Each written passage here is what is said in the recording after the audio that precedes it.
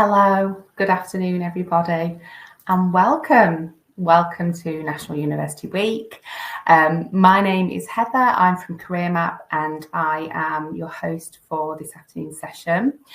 With me today are Andrew and Dr. Sadia Riaz from SP Jain London School of Management, who'll be talking about the future of business in the wake of ChatGPT and AI.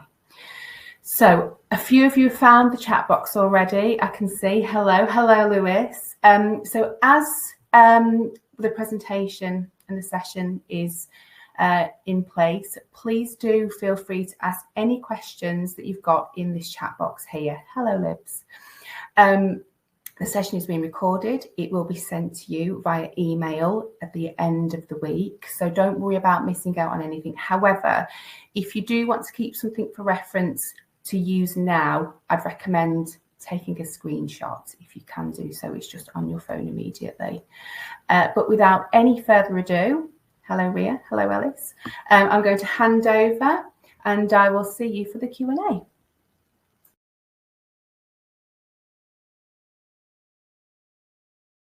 Oh, Andrew, we need your mic on. No. Still not working.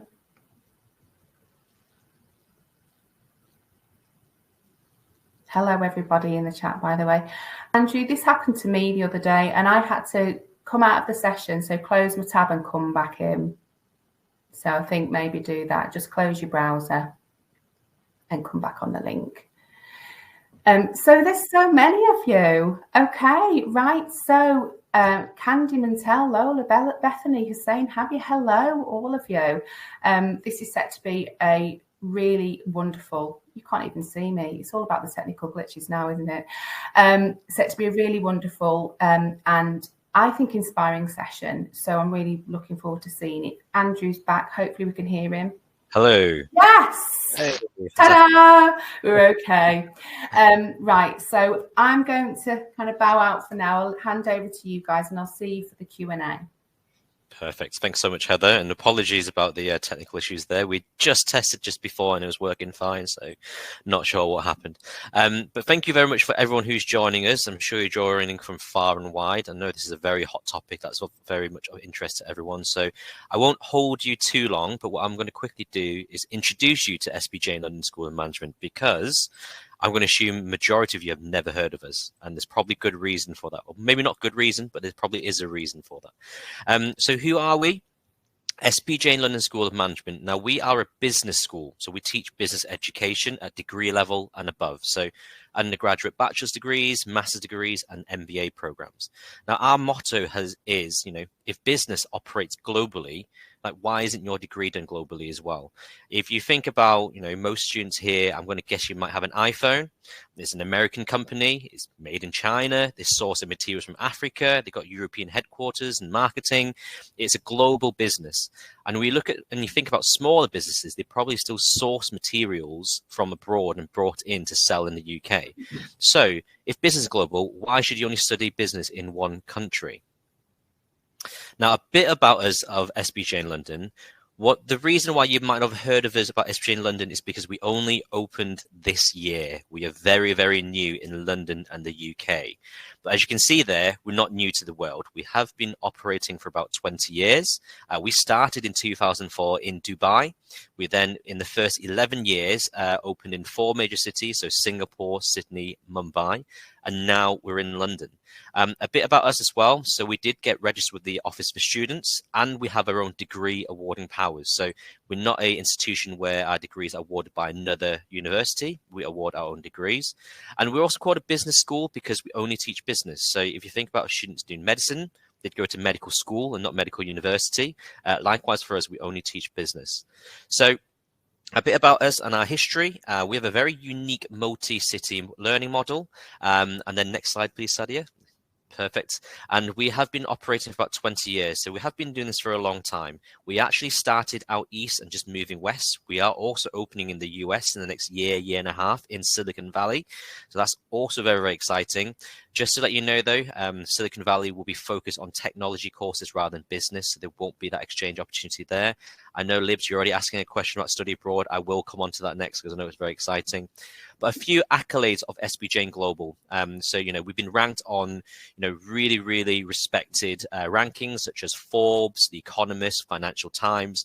And if you are interested in studying business, if you research some business schools, it's actually not common to be ranked by all three of those. They may get a lot of rankings in particular, one or the other or two of them, but to be ranked in all three is actually quite a challenge in itself. So what we offer, I know I mentioned about MBA programs and masters, but undergraduate, we have 3 programs that may be of interest to you. So we do something called the Bachelor of Business Administration. Now, we shorten to this to the BBA. Some of you may have heard the term an MBA, or you may not heard it before. Just a very quick explanation. An MBA, if you think of someone who's like an engineer, they'll have studied engineering, graduated, qualified. They may be very, very skillful and done it for many, many years. And they might get to a stage in their career where they want to run the engineering firm as a business. But because their background's in engineering, they don't understand business or have the knowledge or skills or experience. They'll do something called an MBA, a Master's of Business Administration, to transition themselves to be a business leader in order to then run that business. Now, if you're leaving school, you're not going to have any professional experience yet. So the undergraduate version of the MBA is the BBA. So it's aimed at your level. The aim of the course is the same, where you will learn about a broader area of business, but you still get to specialize in areas such as finance, marketing, or entrepreneurship. Now, this course, you do have the chance to go to London, Singapore, Dubai, and Sydney. But I'm going to move on and rather than give you too much detail because I know we want to go straight into the AI stuff. You see there is a QR code there. If you scan the QR code, you'll get more detailed information about each of our programs as well. So the other course, I know there's lots of questions coming through, which is really exciting to see. So I'll answer some of those as Dr. Sadia starts the session. The other courses we have is data science, and then finally is management and technology. Management technology sounds unusual. What we find in tech firms is, people usually come from a tech background, such as software engineering, data science, data analytics, not really understand business. They may then go and study a MBA, as we already mentioned, to then run the business, or they'll come from the business side and don't really understand the tech side. So it's a real degree where it bridges both. You learn business, but also basic tech stuff. So UX, UI, user experience, user interface, basic coding, and things like that as well. Next slide, please. So here's some of the options that you can do. For our BBA course, you start with us in London, and then semester 2, you can go to Singapore, you come back to London for year 2, and then semester 2, you can go to Dubai, come back for us for year 3, and then semester 2, you can go to Sydney. We really do believe it's important for you to have a global exposure and global experience. You can actually do your internships in these international locations to get international work experience at the same time. We do offer scholarships. They are 40%, 6%, 8%, or 100% of your tuition fees. Now, you can take them as a tuition fee discount. So you either pay no or less tuition fees, or you can take it in cash. So you can help you to pay for things like rent and travel. And we do provide travel bursaries. Now, travel bursaries for all UK students is regardless of your grades or household income. For the BBA course, that's £8,000 for all students to help you to pay for things like flights and accommodation when you travel to our global campuses. And the other 2 courses, because you only go to one other country, is £4,000. Next slide, please, Sadia. So I'm just put the QR code again. Please do sign up. You'll get more detailed information. It's quite a lot for me to tell you in a short space of time. What I would say, if there's any year 13s who have joined us today, whilst we are on UCAS for year 12s who'll be looking forward to 2025, we also have direct applications. So if you've already chosen your 5 places and you're interested in applying to us directly outside of UCAS, you can do. So you can consider us as a 6th choice. And as I mentioned, you may be eligible for a scholarship. So do get in touch, scan the QR code, find out a bit more information, and I'll be available to answer any questions on that as well. Okay, so last from me, just a bit of housekeeping before we move on to the session that we're all here for. I don't want to hold you any longer.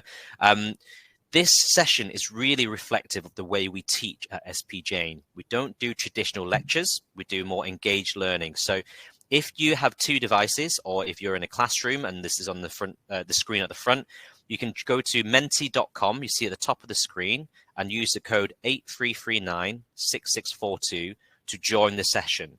Now, there'll be various polls and activities throughout this session where you can take part, and it will create things like word clouds and sort of like polling results. Now, if you're viewing on your phone, don't worry, you can actually join in with the chat. So rather than switching interfaces, you could just use the chat on Webinar Jam. Or if you want, just stick along and just have a look through and see what other people are answering. So I'll give you a couple of minutes to have a look at, try and join that if you have two devices. If not, feel free to just stay on and you can use the chat, or you can just observe what other people are answering. And then without further ado, I'm going to pass on to Dr. Sadia, and I'll start having a look at some of the questions that we've got as well. Okay, and I'll see you at the end. Thanks very much, everyone. Thank you very much. Am I audible? Just double checking. Yeah, lovely. So good afternoon, everybody. This is Dr. Sadia, and thank you very much, Andrew, for sharing the details. And I'm just hoping if anyone can join us on the Menti lesson, that would be very good. You can join menti.com. You don't have to create your account or anything. Just go to menti.com and you can enter the code in case you have two devices, or else you can just stay on your device and answer the questions in the webinar jam as already said by Andrew. So I'll start. So today we're going to talk about discovering where ChatGPT can create value for business. And this topic we cover in our module, which is called Cases of Disruptive Innovations in AI Machine Learning. This is taught at undergraduate level in semester 2, where we teach business disruptive technology. And we actually introduce a lot of technologies to the undergrad students so that they can understand the landscape, as in if they have to innovate, what are the possibilities, and how to go about taking an idea, through brainstorming and actually implementing it into an ecosystem. So that's how we start thinking. It's a very reflective topic where you'll get to think a lot and see how it can be a very useful thing. So just hold on. Sorry about this. Hello? Am I audible? Yeah, you're audible. Just hold on. I'll have to share again. I'm sorry, something happened.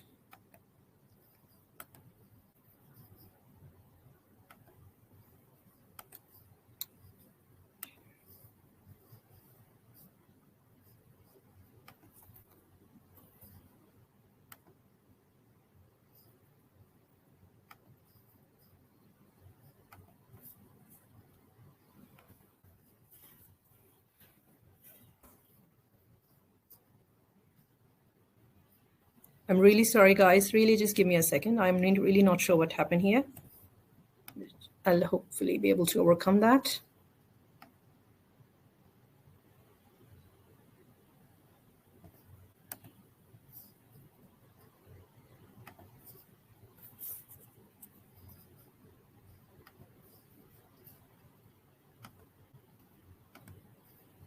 All right. So can you see the screen, everybody? Can I get some feedback, please? Yeah, we can see the screen. Oh, lovely. Thank you very much. So let's start with the session and hold on here. All right, who am I? I'm Dr. Sadia Riaz, and I have a PhD in computer science. I specialize in information systems and design, and I did my PhD from University Technology Petronas in Malaysia. It was a joint study between NTU and Malaysian University. I'm also the program director for the BBA. I'm the associate professor, a senior lecturer at SP Jain London School of Management. Prior to joining SP Jain London, I was at SP Jain Global Dubai, and I've taught there for over 5 years. I've actually immersed in the entire experience of global learning. I've seen it. Then I've also taught at Rochester Institute of Technology, again in Dubai, Zayed University in Abu Dhabi, and Amity University, Dubai. I have 15 years of teaching, research, and academic leadership and mentoring experience. I specialize in disruptive innovations, technology management, AI risk management. And this topic is actually very close to my heart because this is exactly what I teach in the class. So let's start. Now, some reading materials, I believe.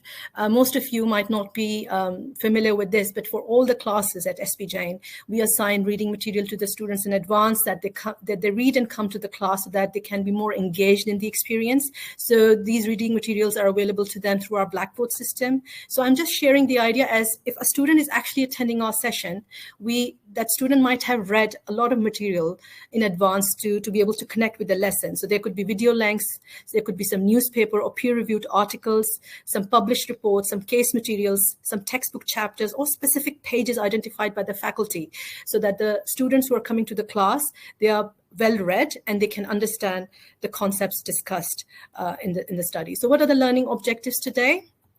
We're going to talk first we're going to explore and discuss the potential impact of ChatGPT. We're going to discuss its distinctive ML architecture, ML as in machine learning architecture, that what makes it different from the ones we used to think were really good. How is it different and better? That we'll briefly discuss, and then we'll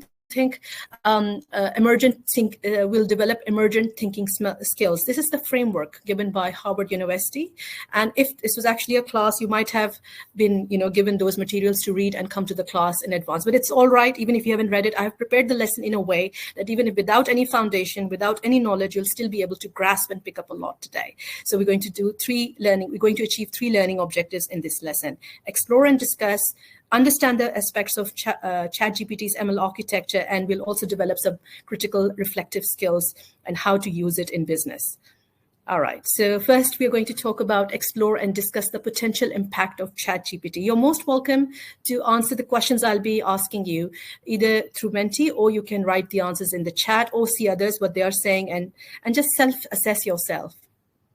All right, so my first question to you is, in your opinion, what words come to mind when you think of ChatGPT? So any words that come to your mind, you can write them in your responses, and we'll see. Meanwhile, you can answer them in the chat. I'll give you a few moments. I see some students are in the Menti lesson, so I will wait for them to give me some responses.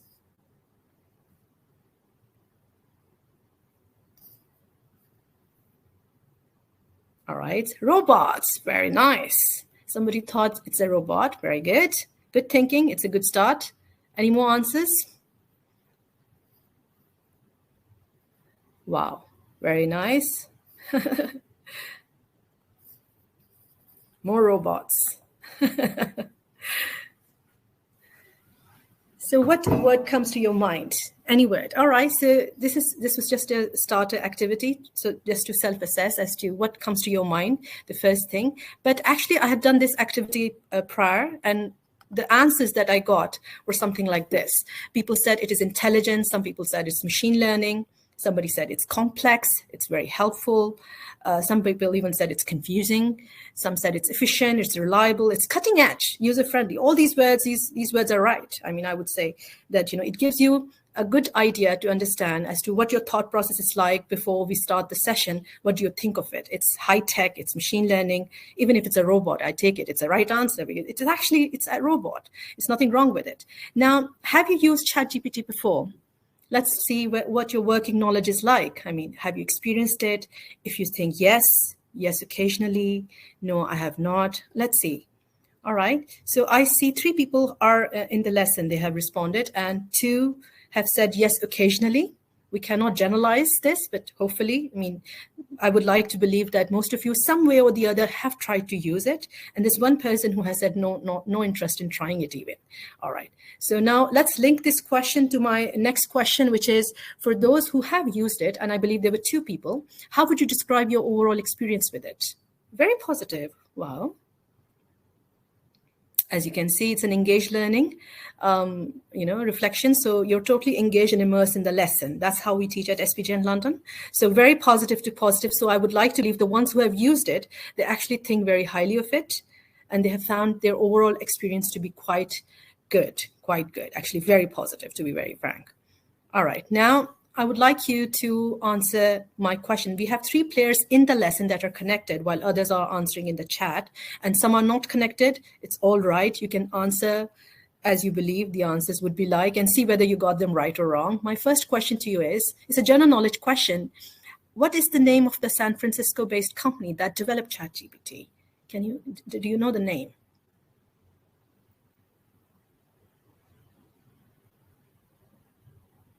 Let's see.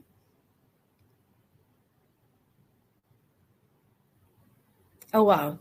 It's OpenAI. Very good. Now, the beauty of asking a question like this is that even if you get the answer wrong, you paid attention to the right Now that you know the right answer, you paid attention, and this name will stay with you for the rest of your life, knowing that OpenAI is the name of the company that developed this technology.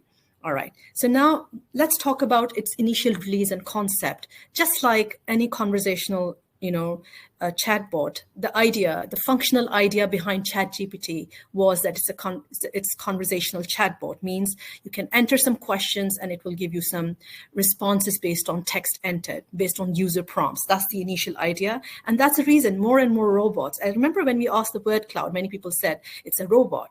Conversational chatbots talk like robots. So that's very much it. So there's nothing wrong with it. But it apparently got different somewhere, and we'll find out in the second learning objective.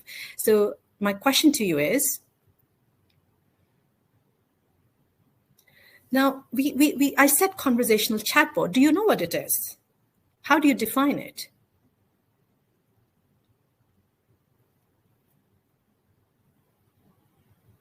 Dr. Sadia, I just wanted to chip in because Nicole has asked, why do you not use Google Bard? I thought I'd ask you now. I'm sorry, Google what? Google Bard. Bard?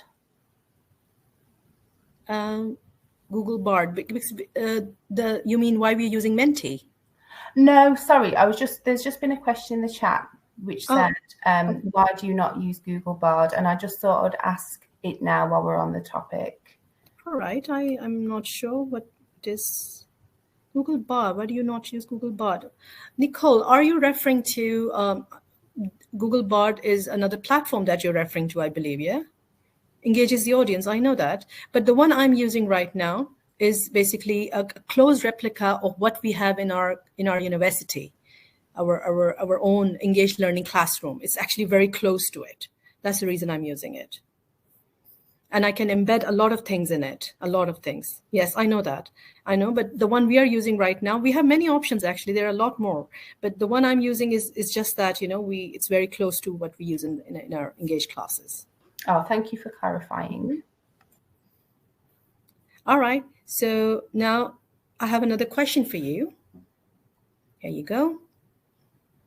Because we're setting the idea. So what do you think is a problem with the conversational chatbot? I mean, ChatGPT obviously is different, but can you think of the reasons what possibly was wrong with the more conventional chatbots or conversational chatbots?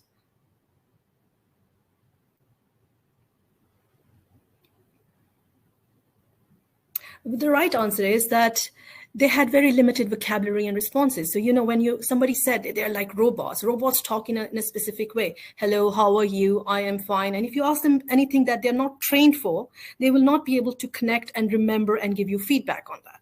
That's the problem. They were not able to remember a lot of things. So they were really like robots. So limited vocabulary and responses. They were trained on limited data. They had very limited architecture.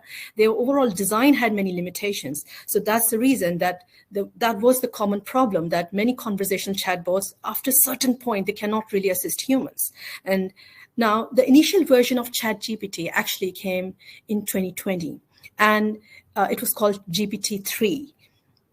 But as we have progressed and as we have seen a lot of advancements in technology, what we see that actually it has improved now. The newer technologies have enabled us, are providing us a better neural network architecture, deep learning architectures. From AI, we went to machine learning. From machine learning, we went to deep learning. From deep learning, now we have better neural networks. So we have advanced a lot. Now we also have a lot of data to train these robots or machines so that they can train themselves better and they're more effective. There is also a lot of advancement in hardware, especially the processing power has improved over the years with more technology and innovations.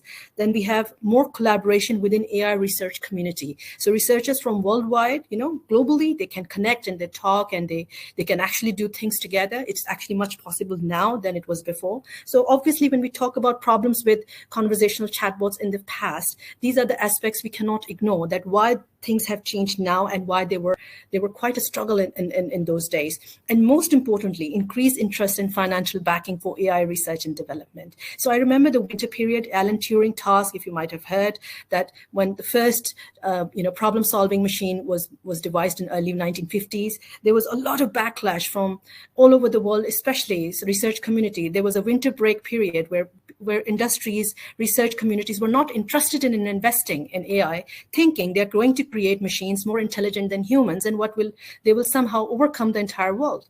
That is published, known in history. So that's called winter period. But now there is no concept as that. Everybody's eager, they're open-minded, and they want to actually see what is the limit of this AI research, where else it can take us and how it can make our lives much more easier. So I have a question for you now. All right, here you go. So ChatGPT in 2022, when it was relaunched, it reached 1 million users in how many days? Can you guess that? It's popular. It shows how popular it was. Was it 2 days, 4 days, or 6 days? What do you think it was? The right answer is 4 days. In 4 days, it surpassed 100 million users. And this actually was 75%. It outpaced the tech giants. And as per statistics, TikTok took 9 months to reach that milestone, while Instagram took 2.5 years. So we know ChatGPT started as a conversational chatbot. Over the years, it became more popular, and now we see the popularity. Wow, amazing. So people were really, really happy, and the more and more users were coming on board trying it. What do you think contributed to its popularity? It's a poll question, no right and wrong here.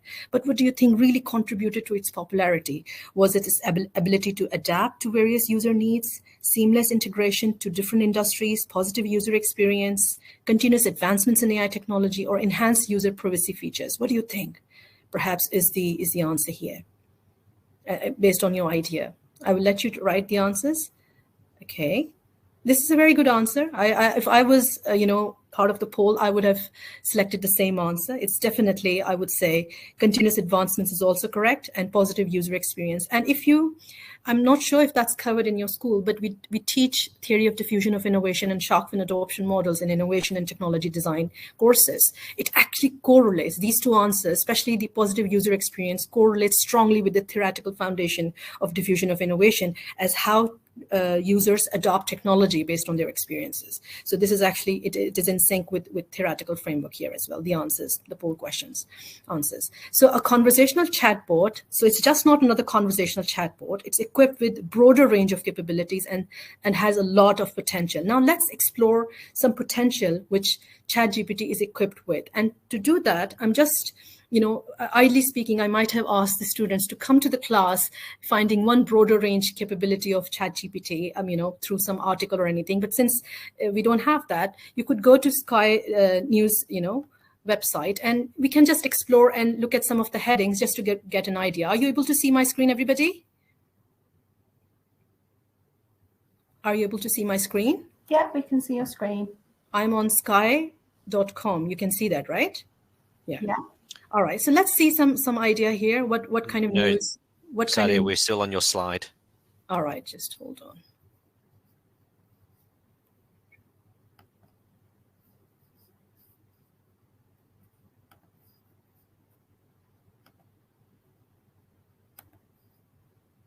Okay, so now you can see the screen, right? So what we are doing, yes. So if you see, let's grasp some headings. What does it say? OpenAI boss committed to ensuring firm still thrives. Okay, we say this. Any interesting news you can find? ChatGPT creator lands Microsoft job. Wow, that's interesting.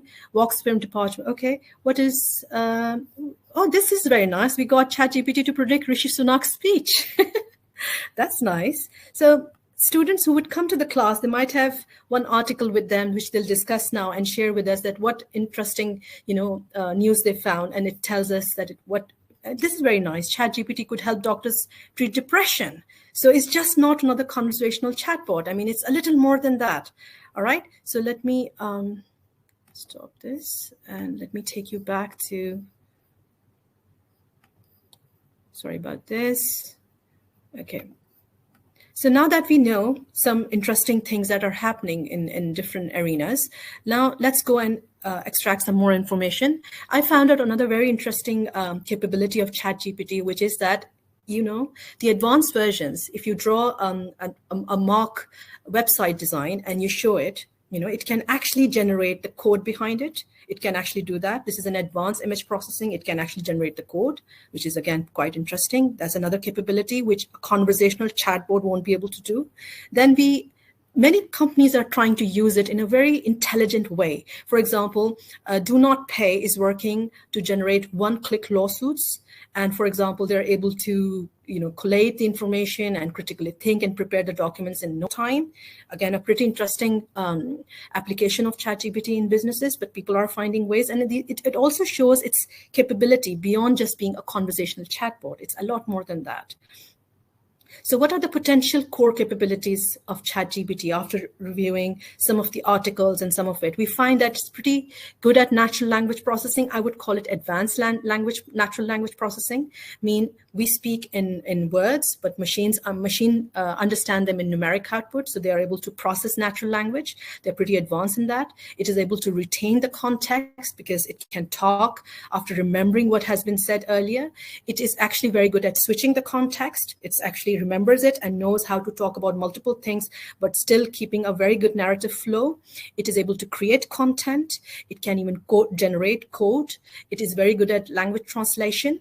And then multi-turn dialogues, you can generate multiple dialogues and see which one perhaps is the right mode for you to continue. So the ones who haven't used it, if you had used it or if you would try to use it, you'll come across that these all are its core capabilities. It's just not another conversational chatbot. That's the argument that I'm trying to build here. So it even personalizes the information based on your previous research and what you're looking for.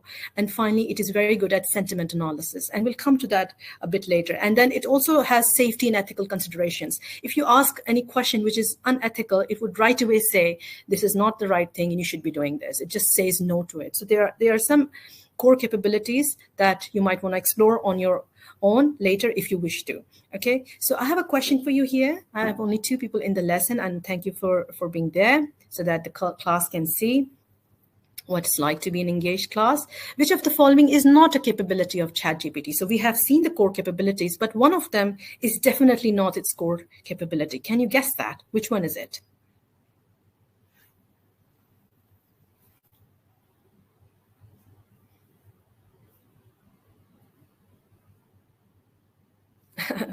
It's real-time information. Okay, that's the right answer. And there is a reason for it. It's a machine which is trained on a large data set. So earlier when it was launched, it was limited till September 2021. The data it was trained on was September 2021. And recently there has been an upgrade, and now it is trained on data till January 2022. So as of now, it is trained on a data set. So anything happens beyond that period, it doesn't have information on.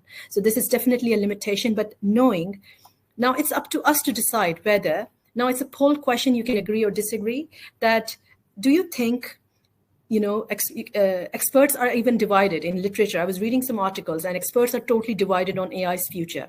Some see a new era while others predict that this is the end of it. I mean, the ChatGPT's limitation is where everything is just going to end. Do you think this is actually a new beginning or it's an end? Where do you stand on that? So we have 2 people in the lesson and they both agree that, this is a new era. Okay. So, I mean, again, it's a debate question. If we were in actually a class, we could have asked you to share your ideas and thought process and knowing that you have come to the class after reading a lot of material, so you can actually add valuable, points to the class discussion. So this is an agree. I would say 100% not. That's not the right thing, but 3 people in the lesson, they have agreed. So now let's discuss what makes this conversational chatbot, which we have established with a lot of data and facts, that it's just not just another conversational chatbot. It has a lot more core capabilities, which actually makes it a standout. So let's try to discuss that a bit. All right. So what makes it different? That's the point I'm going to talk about now, the second one. So we have 2 players. So my question is, okay, now we're going to talk about some human speech or communication. And what do you think, what factors influence human speech? this conversation chatbot talks more like human. So let's talk first about human speech. What do you think are very important aspects in a human speech? All options actually is the right answer. For us, language, culture, emotions, context, choice of communication channel, they are very important, right? We use them to form our narrative, to be able to communicate. They're all right answers. So my next question is, let's just focus on the idea of context now. And my question to you is, where is context in communication derived from? So when you're talking to me or I'm replying you back, where do you think we get the idea of a context as humans? Where do we get that? Based on verbal cues as what is being said, based on non-verbal cues not being said? What do you think? No one has answered that, but the right answer for this, we have answers, both verbal and non-verbal cues. That makes our conversation more interesting. As humans, when we talk, we always think in a context and we articulate our thoughts around that framework. And the problem with earlier machines were that they, in addition to all the problems that they faced, technology and not being trained and XYZ things we talked about, another problem was they were not very good at verbal and non-verbal cues and how the whole combination works together. That's where machines really struggled. But in human speech, and to talk just like humans, verbal and non-verbal cues are very important. So let's look at this image and tell me in the chat box, what are the non-verbal cues you can observe from this image? So there is actually a bird, very carefree, enjoying the swing, and then there's a cat.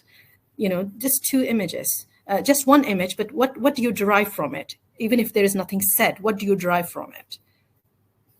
Do we have some answers? Let me see if somebody is writing anything here and something interesting. Both, okay.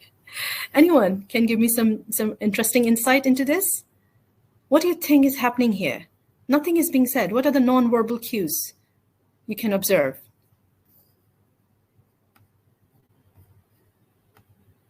Hunger, food, hunger, both. Okay. Power. I like that. Power. Who has power here? The cat. All right. So see, the point is that even if it's not said, you can still derive the meaning. You can understand how to initiate a conversation in a context now. That's what the idea is. And that's what makes human speech very interesting because, number one, it is a combination of verbal and non-verbal cues. And secondly, most important thing is that we drive meaning in a very holistic way. We look at the emotional state, and the overall context has a lot of meanings, said and unsaid meanings. Now, how machines understand, now pay attention to this, it's a very important point I'm trying to make here. Now, this was the human part of it. Now, let's come to the machines.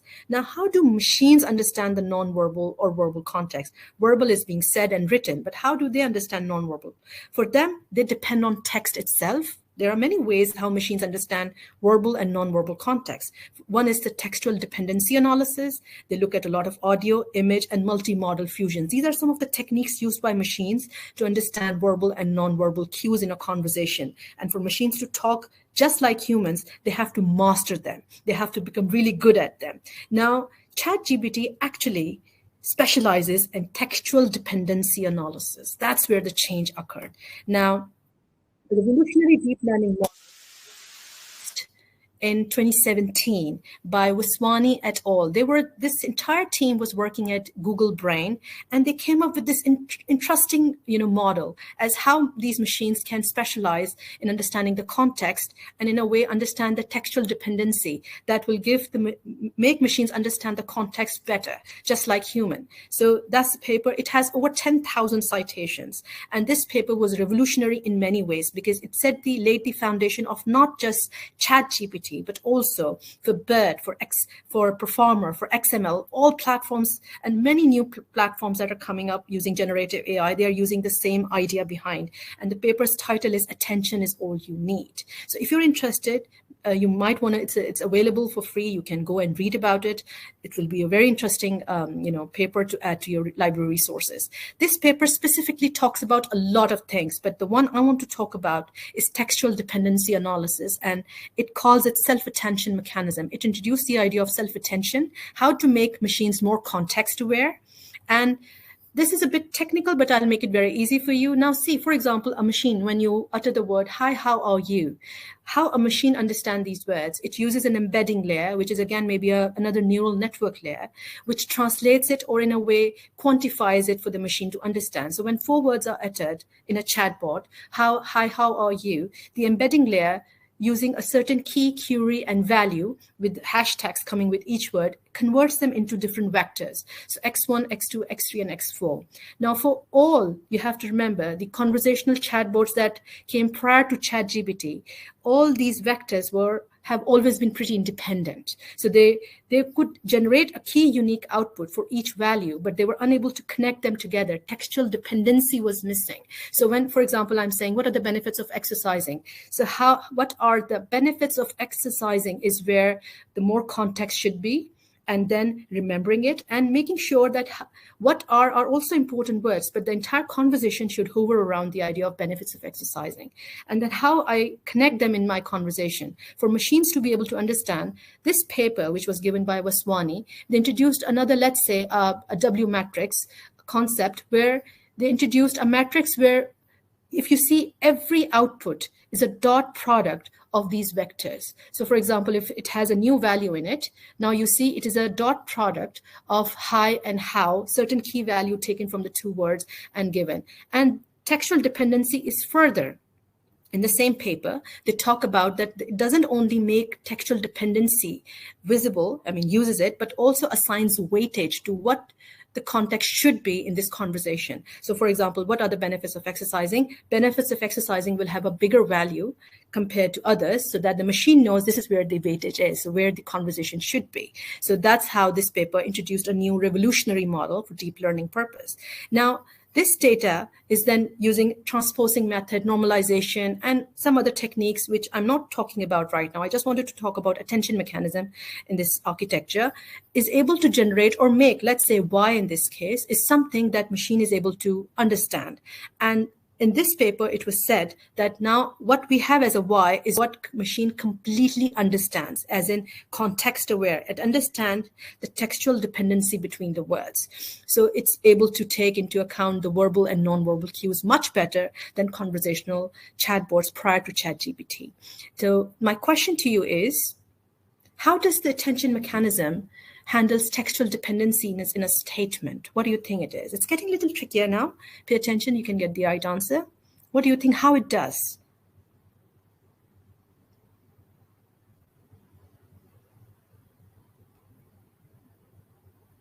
Well, it actually considers the relationship between all the words in a sequence simultaneously, exactly the dot matrix I showed you. Now, it's just not looking at those hi, how are you in silos. It is looking at them as a complete picture, again, depending, finding the dot product between each word, and then transposing it to finally find where the most weightage is and being context aware at the end. So this is the basic idea basic idea as how ChatGPT basically understands the context in a statement. Now let's try to implement it in a business innovation and see how businesses actually can use the idea.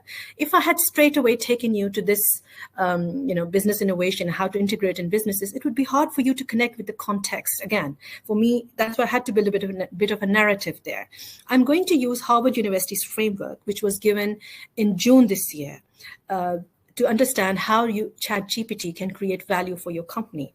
Again, if this was a conventional class, you would have come to the class more prepared after reading the material, but there's not a problem. I'm still going to explain it so that you'll be completely on board with the idea, how it actually creates value, and it can create value for your business. So the first thing, this research by ChatGPT by Harvard University, this paper talks about, is that you should be able to exploit your current value proposition. Now, what is exploiting? You exploit what you own, what you have. So what it means is that what ChatGPT is good at, how do you integrate it as it is so that you can optimize your business processes, how you can drive maximum benefit from the current state of technology. So we talked about some of its core strengths. We talked about content generation. We talked about it can write code. We talked about, for example, it can summarize a lot. It can remember the context. So how do you use its existing strengths to exploit your own value? So For example, this is a very good case I found on online. Instacart. I'm not sure if you have ever shopped, but Instacart is actually have done it. It's like just like any website where you can buy a lot of grocery products. Now, they have recently introduced a plugin for ChatGPT on their website, and the idea is that once you go to the Instacart to add to products to your shopping list, you have shopping list and you're adding items to it, and let's say you want to make carrot cake or you want to buy something you're not really sure what ingredients are needed for. So the plugin, which is available right there and then, just makes your life very easy.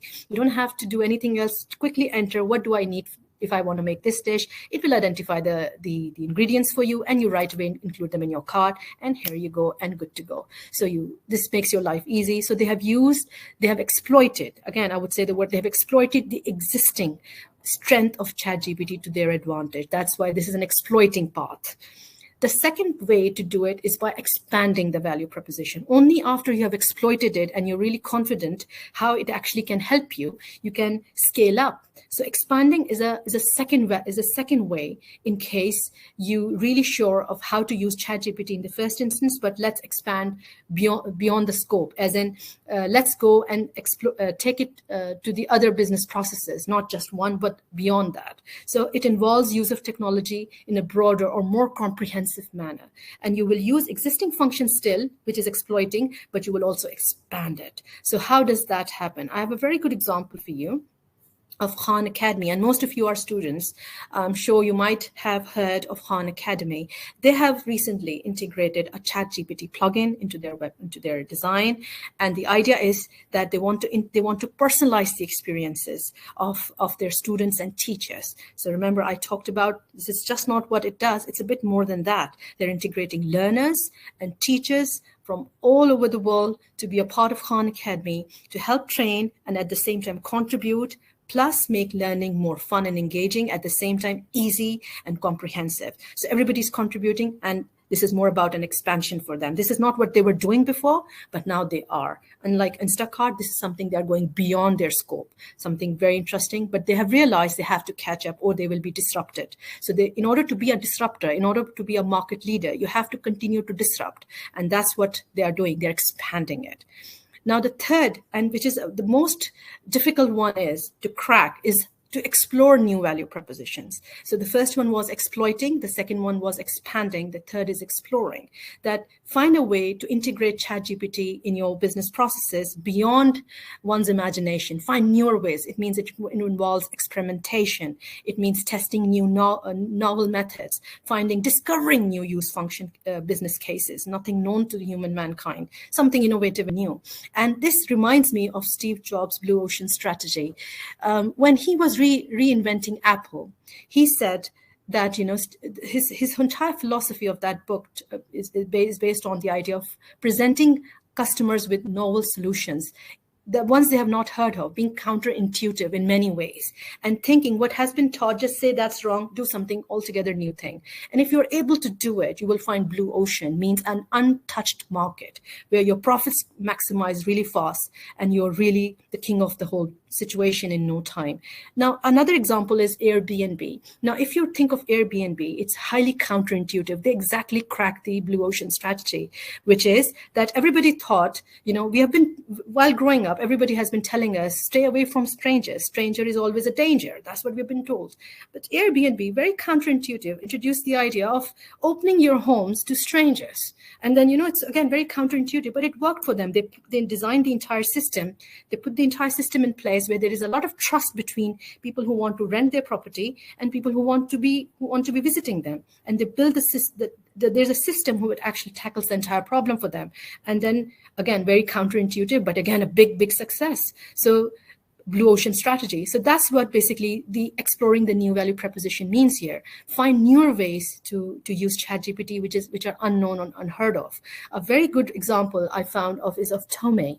It's a startup, and it's an amazing work they're doing. Remember, I talked about ML architecture. It has what is the core strength of ChatGPT? Textual dependency analysis. So what they're doing is that just like this Menti or anything that you do online or any cloud service storage where people can work remotely on agile projects, you can go and work in your presentation. This is actually a feature from building presentation in a group. So let's say 5 members are working remotely on a presentation on their desktop in a cloud storage.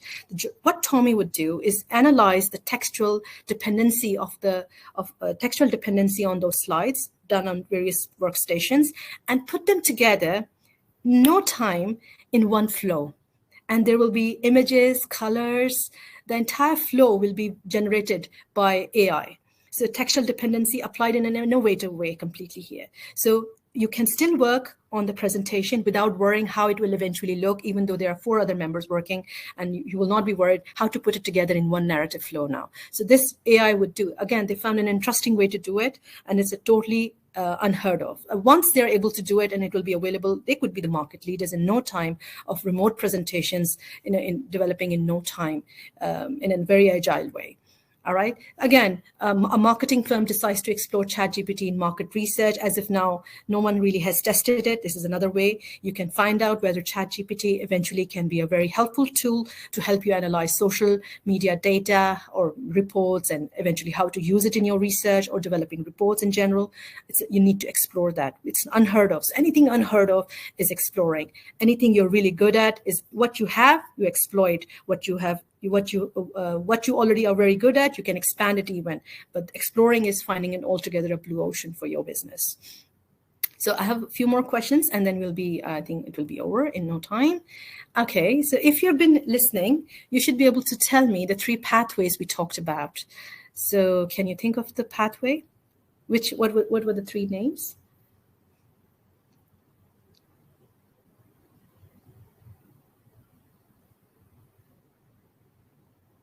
Very good. So 2 people who heard it: exploiting, expanding, and exploring. And the others in the chat, thank you for that. These are the 3 pathways. It's a framework. And always remember, we do innovation, design, and implementation in a framework. You cannot do anything if you don't know how to implement it in a framework. So the ecosystem actually hovers around certain factors. So these are the 3 ideas for you to take forward. All right. So I have a few situations, and they're real life situations. Now find the right answer for me. Which pathway involves leveraging ChatGPT to enhance existing value proposition? Is it expanding, exploring, or exploiting? How do you enhance your existing value? What you have, you exploit that. So what ChatGPT is good at, just use it as it is. Which one is it according to this? It was exploiting. What you have, you explore that. Okay. All right, next is, here you go. Now, Duolingo is a very popular app. I've read about them in a paper. They are going to use ChatGPT to personalize mistakes people make while learning a new, language. In a very quirky way, they'll give a commentary at the back end. Do you think they are exploiting, expanding, or exploring? They're expanding because they're personalizing it beyond their scope. Okay, that's not their scope. They're personalizing it beyond their scope. So they're doing this expansion. And the next example. Now this is the answer to that. That they're creating added value for the business through enhanced user experience. So they're going beyond their scope. They just want to enhance the experience. And the last question is very interesting. I found out this interesting use case is that the government of Iceland is working with OpenAI to help preserve the Icelandic language. Is it exploiting, expanding, or exploring?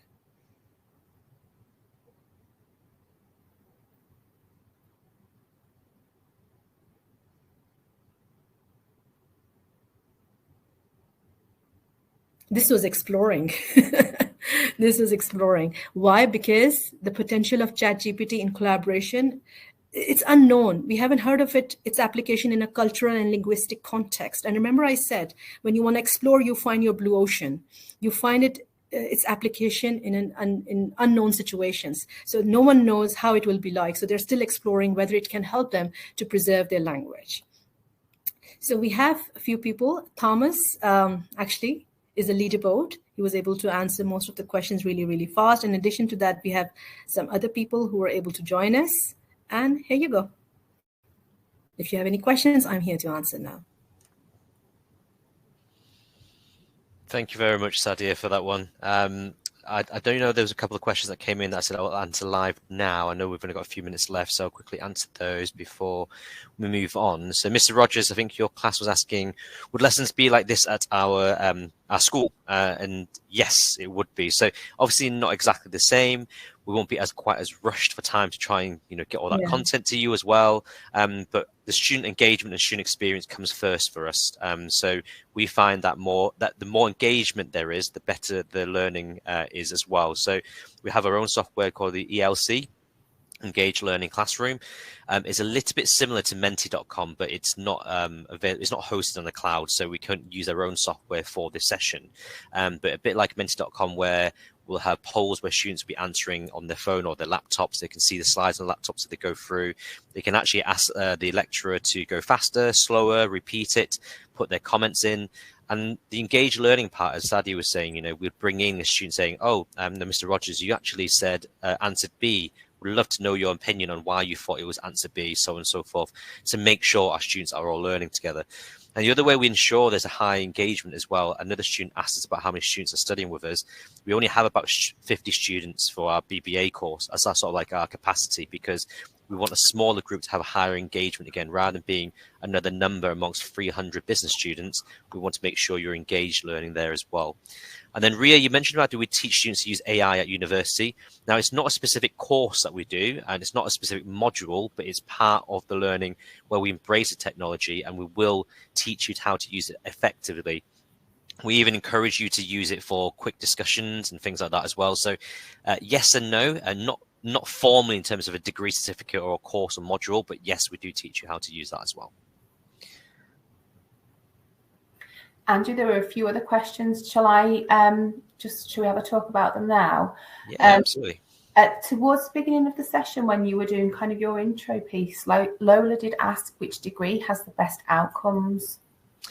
Yeah, so I sort of answered this one in the chat, so hopefully you saw that one. If not, the BBA course, Bachelor of Business Administration, so it's not a recognised degree title or that common in the UK, but it is worldwide. So as I mentioned, it's a bachelor's version of an MBA, so it is quite recognised amongst business, especially global business. That has the best outcomes at the moment because it's our flagship degree. For undergraduate, it's our longest running undergraduate degree. Business Management Technology is actually our newest degree. The first students to do that course will start in September. So obviously we have no data to show exactly the best outcomes for that as of yet, but we do know there's a demand for that.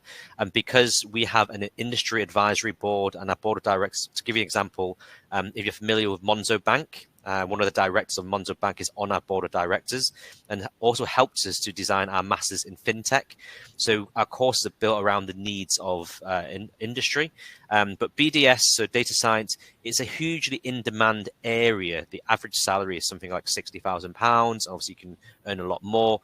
Their outcomes are also very, very strong. Just again, it's almost like studying medicine where you naturally match to a medical profession. Data science, the same as well. I was on mute. I was saying thank you very much. Hunter, Let me add, sorry, if I may add, because, sorry, so you were saying something here? I'm so sorry. I was just referring to just wanted to add one thing here, is that when our classes, Andrew very rightly mentioned, we have engaged learning classrooms. In our classes, students actually come, they create the content together, and we help them in the process to keep thinking. They're always thinking as to what should be the answer. There are a lot of questions where they write and they type the answers, and then we read them together, and we divide the class, debating and arguing, and helping them reach a decision at the end. So they are very extempore. Sometimes we don't know, and we decide the question there, and then we do the poll there, and then we can send them into the breakout rooms. They can come back. In our university, we have corners where the groups can work, and they can come back and reflect and present their work. So it's actually very innovative teaching, which is more driven by students and their energy. And they actually come to the class thinking they're going to have a lesson like that. Yes. Wonderful. Thank you, Dr. Sadia. We just have 2 minutes left, and I think that there's a question that would be really useful for us to just focus on. And it was from Mintel, and they said, what kind of personality do you need to succeed with your degrees? That's a really, really good question. So for us, as you sort of saw, and hopefully you're going to discover a bit more about us, we're very much a global business school.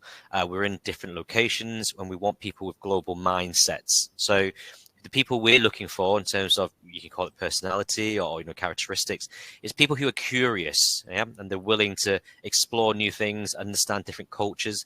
Business done in Asia is very different to where business done in Europe, and likewise in the US. And we want people who are motivated and you want to go on to try new things and to succeed and take risks and not scared of failure. Because we also know you need quite a big personality to be happy to be going abroad to study as well, because that's also a big challenge in itself. But these aren't set in stone. They're not like, the same as like entry requirements. We just tend to see that these students will succeed the most. But we do have different types of students that join us.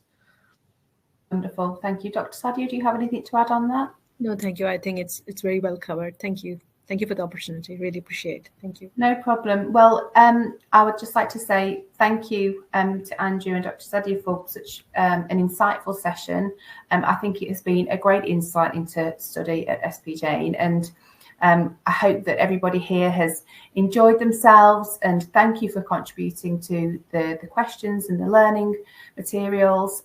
From myself at Career Map for National University Week, I'd like to thank you absolutely all, wish you a wonderful afternoon, and I hope to see you again maybe in another session or a little further down the line. Okay, thank you.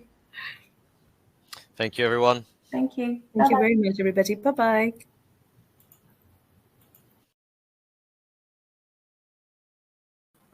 Hello, good afternoon, everybody.